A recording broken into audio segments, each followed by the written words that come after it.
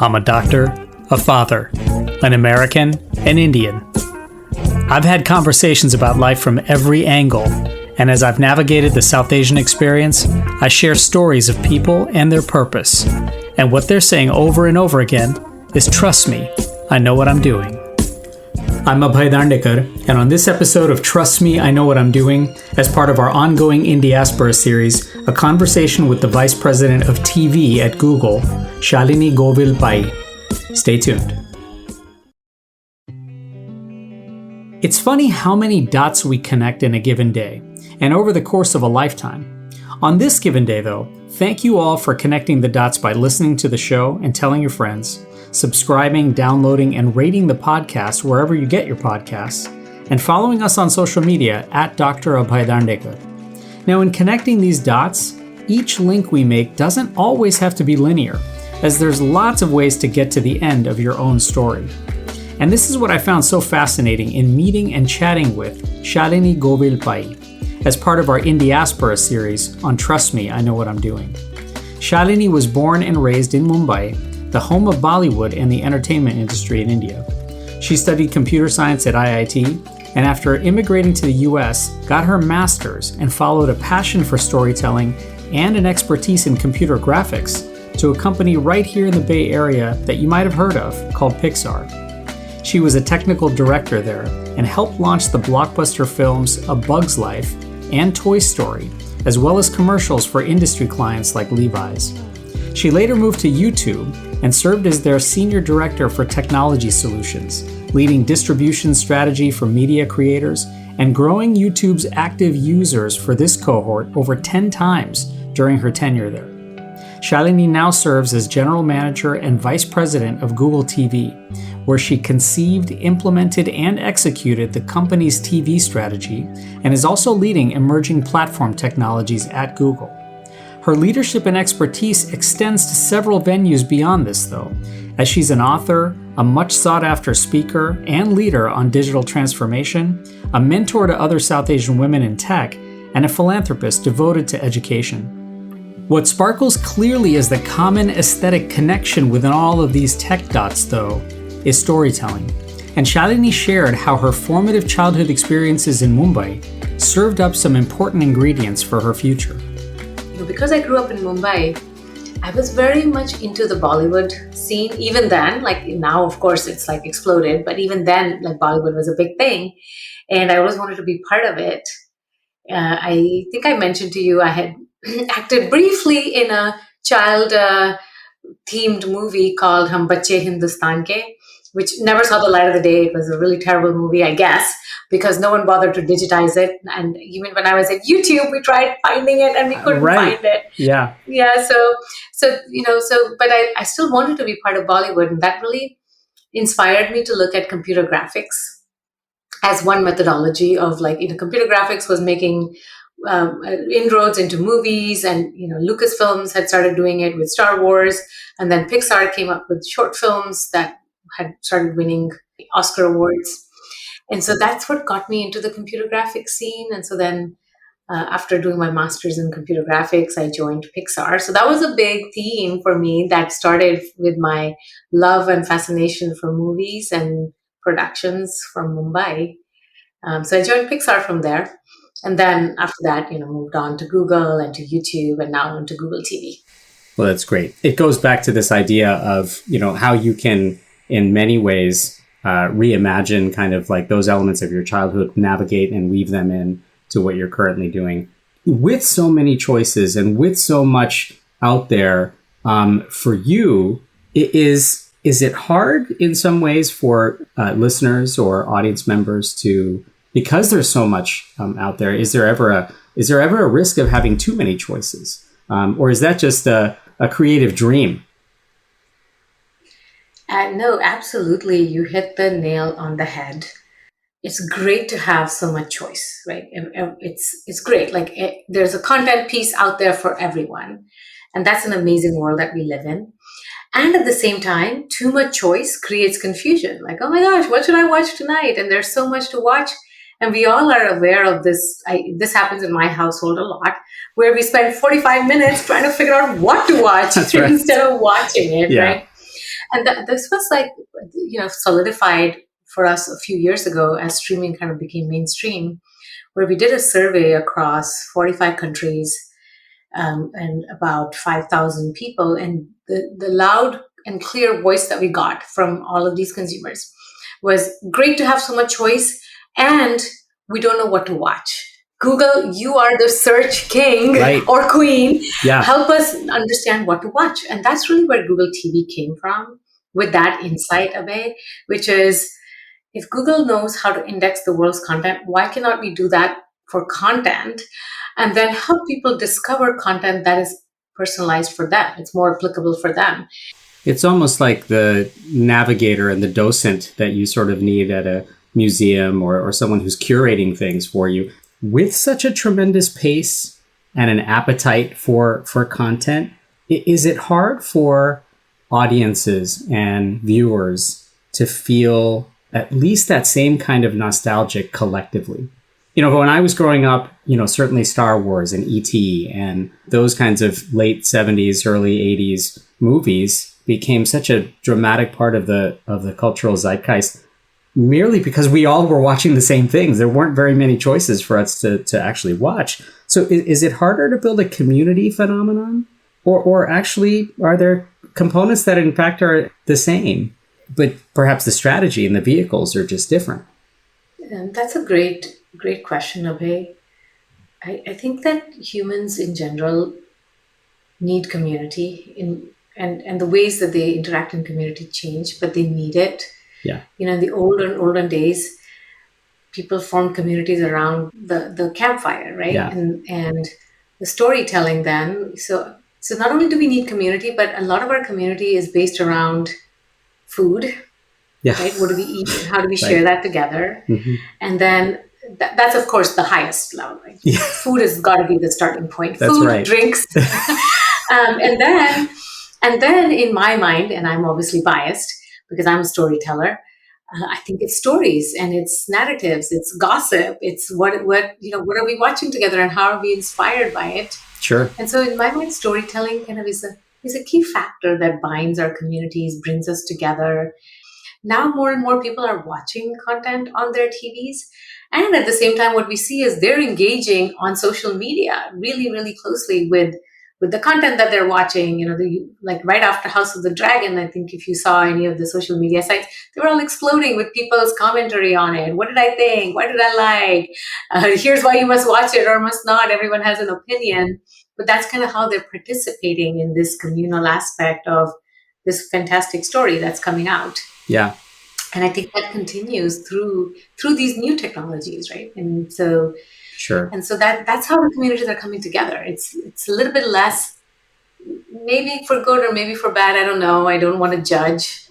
Yeah. Clearly, people who have been like in person, in real life, right, as we call it. Yeah. We find that modality better. Yeah. However, I don't think there's anything wrong with people like finding things not in the real world, but in the virtual media space. And the virtual world. And that's kind of coming more and more as part of our lifestyles. I wonder if it's harder to develop a like real nostalgia for those kinds of things when there is perhaps a short lifespan for how long those things last. The phenomenon of something could change minute to minute. And yet there are some pieces that have such an amazing legacy, whether they were produced last year or in 1982. Is there a formula, perhaps, that applies here for people who are trying to like really latch onto something, build community, build a nostalgia, when our life cycle and media cycles for stories is so short these days? Definitely feels that way, right? Okay, it feels like, okay, you go to Twitter and it's so fleeting. The hashtag, like, it trends one day and then the next day it's gone. That's right. And similarly, if you think of TikTok, it's very quick, short videos that are meant to trend and then meant to go away. That's just the whole phenomenon. And at the same time, despite all of this, there are still the blockbusters that are here to stay. You go to the theater, which is the movie that I just saw, the Marvel series, for example. We just saw one a month ago. And that's become, Marvel has become, not for us so much because we're a little bit older, but for our kids, like that is the phenomena of their times, and it's going to stay with them for a very, very long time. They'll be nostalgic. They'll watch it probably, maybe 20 years from now, the next Marvel that comes out, you watch the reruns before you actually watch the latest one. And so I think that they're both coexisting in ways that we never thought would happen, because before it was always about head, and now there's a long tail. I call it the long tail, that trend and go back down. But then some of them become phenomena in their own rights too. Yeah, the movie that releases and then a few weeks later is on your TV set. Like the Top Gun Maverick, right? Right.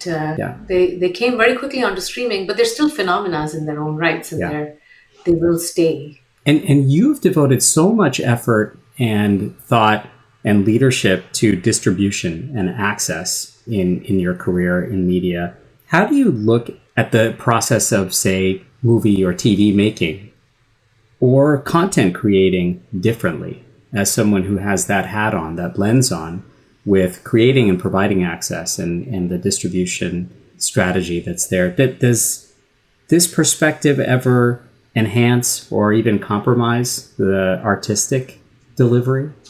Yes and no. I think that distribution, in a world of too much choice, distribution can be really hard in ways that were not hard previously. But there are other things that become easier, and I'll tell you what I mean by that. So in the early days of radio and television, if you got on and got curated onto a particular channel, you were golden. Because once you got onto the channel, there were not that many choices for people, and so people would watch what you had to produce. However, getting in there was a challenge, because you had all of these middlemen who were middlemen or women who were basically the gatekeepers, right? With the internet and with anyone being able to take their phone and camera, or, in this case, a podcast over the internet that you and I are doing, anyone can create really good and compelling content. And so because of that, the fact of putting it up there is become a lot easier. But the fact of finding it for general audiences has become harder. And so how do people discover that Abhay and Shalini have had a very interesting conversation, but how are they going to discover that? How are they going to find it in the world of so much choice? So I think that aspect has become a little bit more difficult. And that's what, platforms like Google TV and YouTube try to solve for consumers from a content lens. And so, when you talk about people, are they becoming less artistic? It is true that a lot of artists now will look at what's the trend for today, what's the hashtag, and let me produce for that, as opposed to the other way around. So there is some of that going on. I think it'll stabilize though over time. Because, at the end, people don't want to watch. No one has time to watch things that are low quality. And do you, when you have discussions with either content creators or people who are pitching and iterating and in the room when you're having this discussion, do you have to gently steer them to apply some of that balance sometimes? We did. At YouTube, we did a lot of it. We had, my team used to work very closely with not only creators, but also with brand advertisers and brands who are looking to get exposure. And so those were all things that we have to consider. Well, what's trending? What's your audience thinking about? What are they looking for? How do you make a message that resonates with them while making sure that your message comes through? So that balance always has to be found. And those are definitely things that we constantly are advising and working on. You're listening to Trust Me, I Know What I'm Doing. After a quick break, we'll come back to our conversation with Shalini Govil Pai. And I want to share more with you now about INDIASPORA, a nonprofit whose mission is to inspire and position the global Indian diaspora to be a force for good. Celebrating their 10th anniversary this year, the organization is engaged in the areas of philanthropy, social impact, entrepreneurship, innovation, as well as civic and nonpartisan political engagement. INDIASPORA is active in an ever-expanding list of countries, including the US, UK, Canada, the UAE, Singapore, and Australia, and super active in conversations about important topics right here at home, like a community event coming up this week called Reproductive Rights Ruling, Legal and Political Implications, a virtual discussion being held on Thursday, September 29th at 5 p.m. Pacific, 8 p.m. Eastern. And you can find out more at www.indiaspora.org or follow INDIASPORA on Twitter, Instagram, Facebook, and LinkedIn.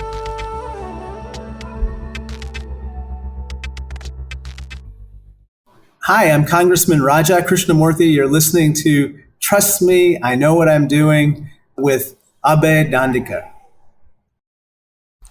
Welcome back to Trust Me, I Know What I'm Doing. Let's rejoin our conversation with Vice President of Google TV, Shalini Govil Pai.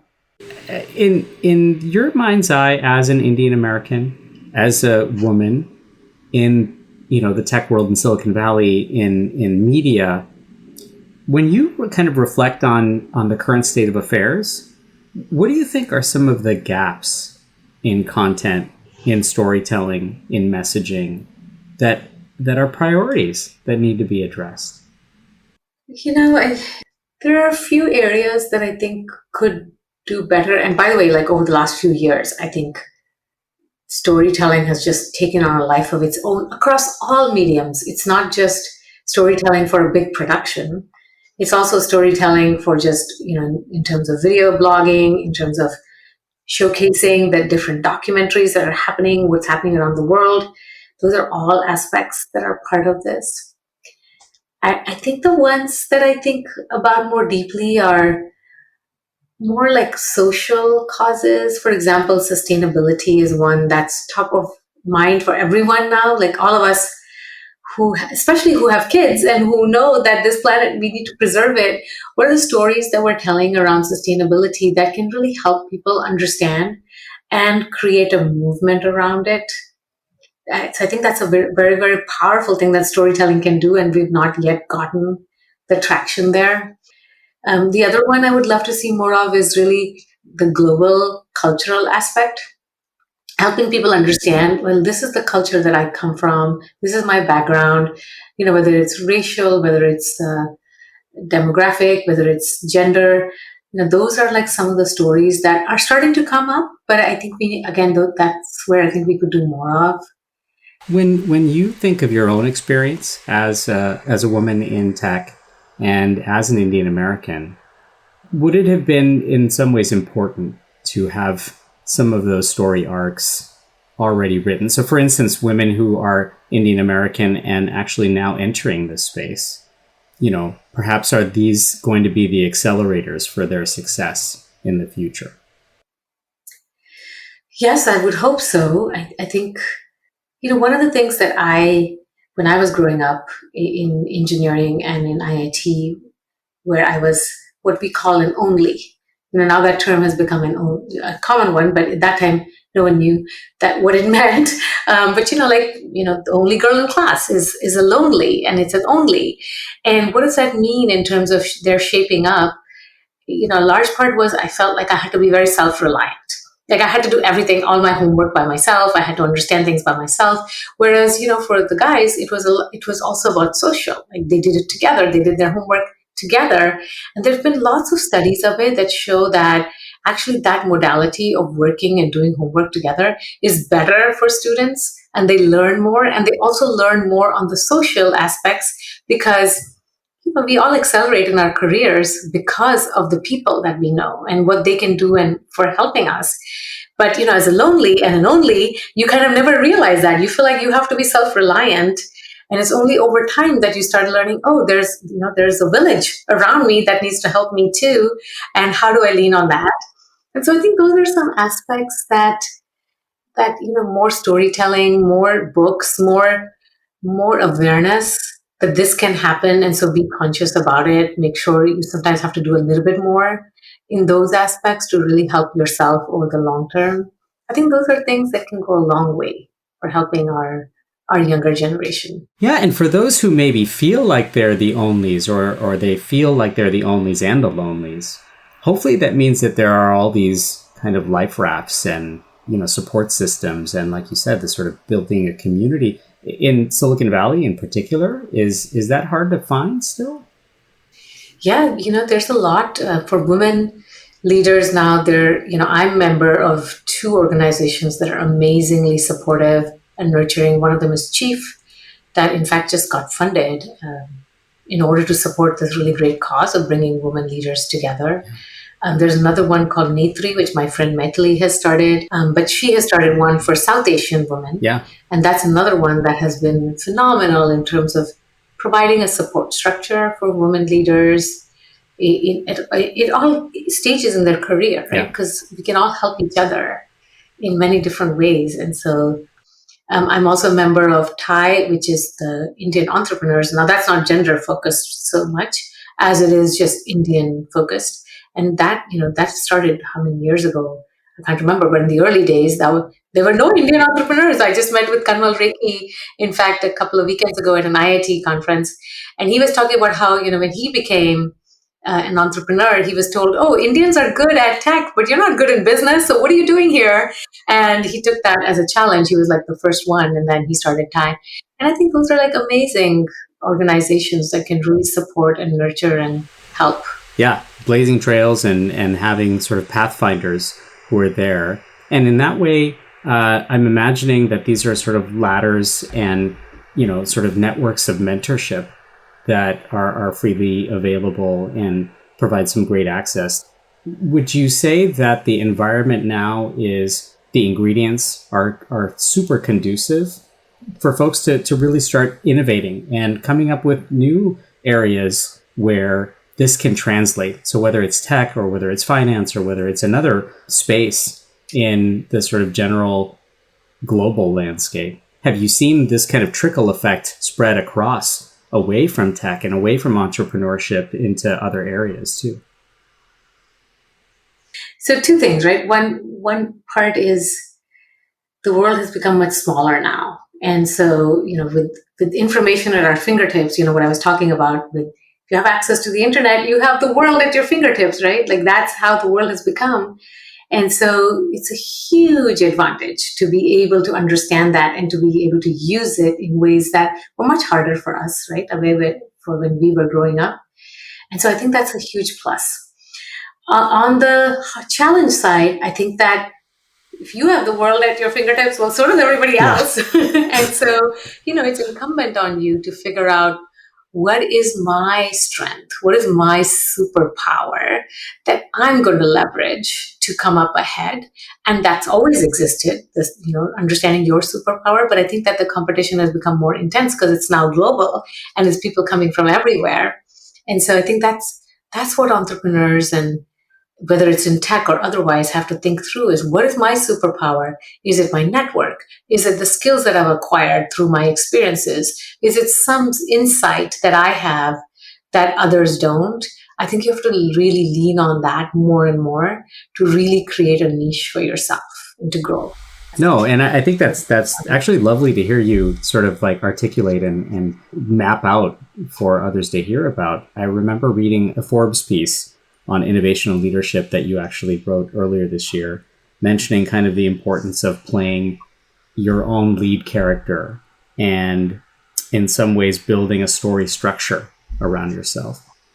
And I'm wondering now, as you go forward, as an Indian American, a woman who leads others in tech and media, what are some of the questions that you're asking yourself as your own character develops? And as you build your own story structure as you go forward? That's a great question. And I'm still thinking on it. But what is the next chapter? We're always, as we're growing up, it's like, okay, I want to get into a good school. And then once I have a good school, I want to get into a good job and I want to become vice president of a really big company. And so you always got the next chapter lined up. And so, yes, for me, it's like at this point, I've achieved a lot. I've been very successful in the things that I've taken on, really seen tech take over a lot of aspects of storytelling, which has been close to me. And what's next is something that I'm still thinking about. Is it philanthropy? I spoke about sustainability. Is that an aspect that I want to dig deeper into and really apply my skill sets there? So I'm still at, my next chapter is still not written. Still working through that. And let me ask you this, as you look into the future and forecast what your lead character looks like and what your lead character is doing, how would you maybe want others to describe that lead character in a few years as this sort of story evolves? Yeah, I think that I've always thought of using, when I was at Pixar, one of the statements Steve Jobs made, which has always stuck with me, is it's all about the story. Yeah. That was exactly his words. So it's not about the tech, right? Especially for movie making, it was not about the tech. Tech was an enabler, but it was about the story. If the story is not good, who cares, right? Whether the grass was rendered through the SGI machine or through something else. It was really about the narrative. And I think that always remains with me. When I build products, it's about the product. It's not about what cool machine learning algorithm did I use in the back end. If we're doing sustainability, it's about how is sustainability hitting critical mass. It's not about what cool new technology we were using to achieve it. Yeah. Although there is probably a lot of that, right? Sure. And so that's really what I always think of myself as is a person who's thinking about how do we use technology for the betterment of a program or a product or the world, and not the other way around. Mm-hmm. And so I think that's what I would like to always be remembered for, is always thinking about what is the problem, what is the goal, and then how do we apply technology to achieve that. Do you think that this wonderful approach to applying technology to solve problems like this, are they equally important in solving the problems that we have in sustainability, in philanthropy, as our sort of community goes forward? Yes, I'm a woman leader in tech, so very biased. Yeah. But in general, I think what we've seen over the last few decades is the pivot points for a lot of the challenges that the world has been facing have been solved through technology. And so I continue to believe that. And I continue to be biased towards that. I'm sure there are naysayers who will say, no, in fact, maybe technology has created some of the problems, and that's absolutely fair as well. But I've always found that there's always been a technology that the world has come together on that have solved major issues and challenges. And so I continue to believe that. And with that belief, does that fuel a lot of optimism for you, to give you that sort of wind under the sails to make those things happen? Yes. Well, we are hopefully riding that optimism. And as your superpowers evolve and as your story continues to develop, hopefully we'll be checking in. Thank you so much for joining us. And it was really a pleasure. Thank you, Abhay. I really enjoyed our time together. And thank you so much again, Shalini, for your optimism and for all that you represent in Silicon Valley and beyond. And I want to make sure to remind everyone to please visit INDIASPORA.org and follow them on social media for the latest events, activities, and ways to get involved. Please also register to vote and make your voice heard. Till next time, I'm Abhay Darnikar. Because every story told is a lesson learned, because every lesson learned is a story waiting to be told. I'm Abhay Darnikar, and I share stories about people and their purpose. And what they're saying over and over again is, trust me, I know what I'm doing. Listen online at ruckusavenueradio.com and on the Dash Radio app, or wherever you get your podcast.